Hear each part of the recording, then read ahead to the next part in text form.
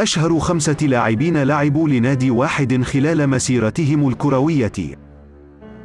أولاً، حارس مرمى فريق ساو باولو البرازيلي روجيريو سيني، لعب أكثر من 517 مباراة خلال 22 موسماً كروياً مع فريق ساو باولو البرازيلي دون غيره. ثانياً، لاعب فريق ليفربول الإنجليزي ستيفن جيرارد، لعب جيرارد أكثر من 600 مباراة خلال 16 موسماً كروياً تحت راية فريق ليفربول الإنجليزي دون غيره. ثالثاً، لاعب فريق برشلونة الإسباني تشافي هيرنانديز، لعب ما يزيد عن 770 مباراة خلال 16 موسم كروياً مع الكتالان دون غيره. رابعاً، كابتن فريق روما الإيطالي فرانشيسكو توتي، لعب أكثر من 700 مباراة خلال 22 موسماً كروياً مع فريق روما الإيطالي دون غيره.